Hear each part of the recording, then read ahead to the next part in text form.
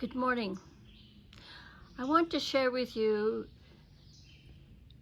gardeners who will appreciate things growing. This is going to look it's going to look like, well, why is she doing this? It looks a lot the way it did a little while ago. Well, but for those of us who can see, now this is a rhododendron bush right outside my kitchen window that I can see over into the Kew garden and over to the heucheras, coral bells, and I can see my beautiful, beautiful violas over there, and I can see the orange oh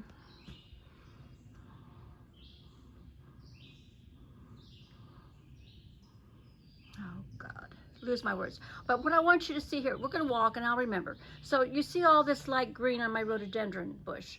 That is all, it takes 2 years for blossoms. And here we have a couple that are getting ready to open.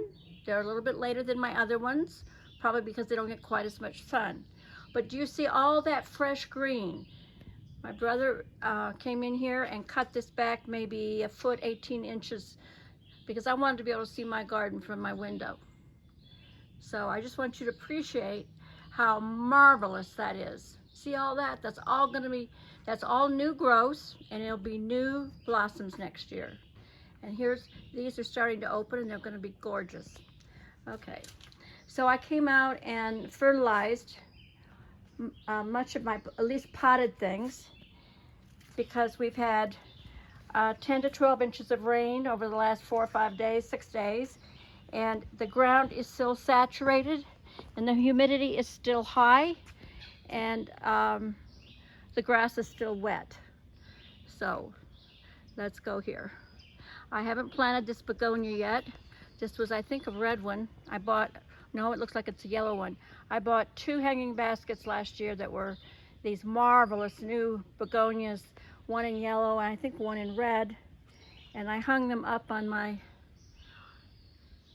here, and they just collapsed. They got leggy, and it just wasn't the right amount of sun. So what have we planted? Oh, I wanted to bring to your attention.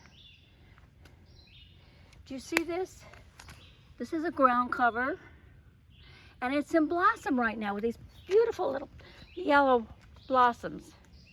I thought maybe it was creeping Jenny, and my brother said no, but I think it's in some sort of, oh, they almost look like a succulent, but I don't think they are. And there's places where I have to walk over it, it doesn't seem to kill it, and it has spread over the last 5 years. You know, we introduced it in here. I still haven't fixed my pond. I'm being very, well, I was humiliated 3 times with trying to do it, and I got the same pump as I had in there before, and I have to, oh, look at this. This is leaking.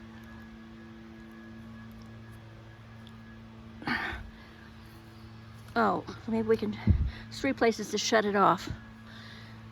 I'm lazy and I don't shut it off at the wall when I should. Okay, so the Lenten roses, they bloomed for almost 2.5 months, and there's still some random blossoms left. There were lots of babies 4 years ago, and I, repositioned them and spread them out so that someday I'll have a thick go. I haven't gotten to this yet. I'm going to plant this going into the bed we saw at the foot of the veranda, and separate and plant these out here because they will show up. The challenge with a shade garden is getting things to show up, and you do it using brightly colored leaves is a really important thing. Now these were the Impatiens, and these thrive in shade, and I planted these 10-14 days ago, and they're standing up straight, and they look like they're at least an inch or taller because I can see them really well from my veranda. And the violas are also standing up straight, and the coleus look like they've grown maybe a half an inch, but they're obviously rooting in and able to put on some growth. That's fantastic. Now I want to show you the no-no garden. Oh, that's a good way to go there. It's very steep here, and I have to be very careful of my footing. Just to show you how it just slopes down to the house here. Okay, I have to move slower so you don't get dizzy. Sorry. Oh, this was the money plant that I pulled out of the ties here. And look at the root on that. That's a taproot that goes down probably 10 inches. Isn't that incredible? They make lots of seeds and they travel. Well, these little azaleas don't get enough sun. They're about the same size as they were a while back. Oh, we're trying to get a bed going of this. And here we have a Lenten rose that's found its way here. It's pretty good size. I need to pull that up and replant it out here. You're seeing my list of chores. See how long it takes me to do this. Oh, look it, we have a jack in the pulpit. Do you see that? Little jack in the pulpit? I had one about 4 years ago that was mid-thigh. It was literally 36 to 40 inches tall. So here's the moss garden. Oh, here's another jack in the pulpit.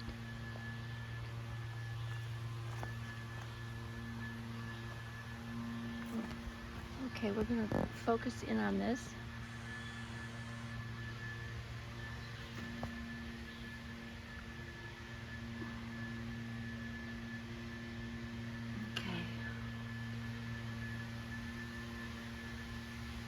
Okay, so the best time to weed in a moss garden is right after a rain, while the soil is really soft and it's easy to pull things up. Let's see if I can show you. Oh, some of these plants, I'm not sure if they're weeds or not. This is a yellow blossom thing. I don't remember planting that. Before I pull anything, I'll have to talk to my family. Oh, here's bear prints again where they've torn up. Those are about 8 to 10 inches. Let's see, let's walk around there and see if we can't push those divots back down into the... Oof. Oh, here are the forsythia that come up in the spring. And those were probably 12-inch tall sprigs that my brother dug up that were growing alongside of his big stand of forsythia. Let's see if I can get this to go back in. Oh, I've waited too long.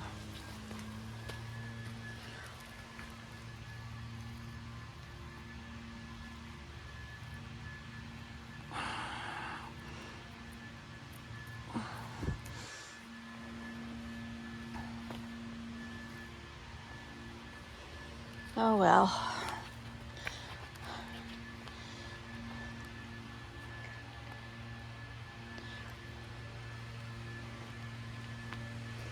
My brother planted all this, I think it's called liriope, along the path because the wash down this hill has been horrific in the past.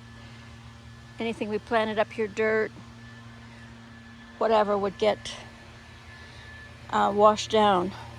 So he's created a barrier. See these daylilies? These first 9 that are small here were gifts from a friend of mine. I think I miscalled this hydrangea. It's a French blue hydrangea. I think I called it Persian. Okay, coffee cup is doing fantastic. I've got to add some dirt to this and plant some things around the skirt and maybe pull out a few of those babies. Oh, the lupines. That lupine's taller than I am. I'm 5'4" and that's taller than I am. And you can see we did a walk down this driveway a couple of weeks ago. Oh, there's some yellow flowers that are blooming up there. Let's see if I can pull any of that in.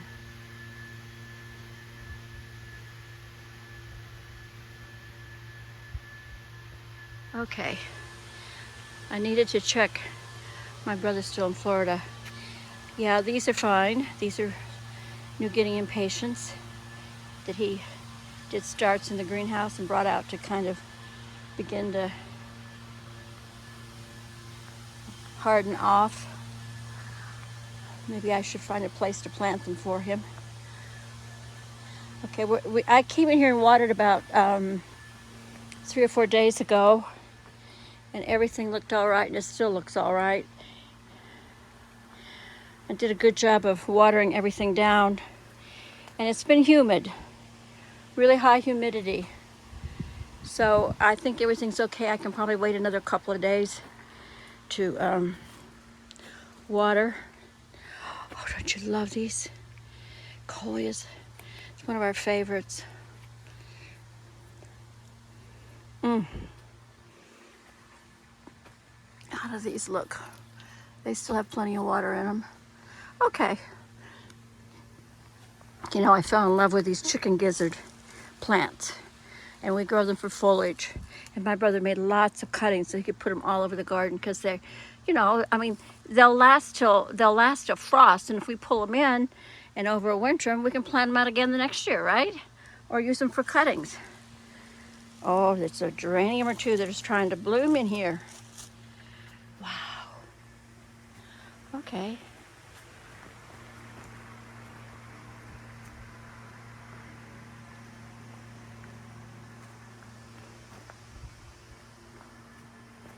This is Persian shield. He cut it way back and took cuttings, and so it's struggling.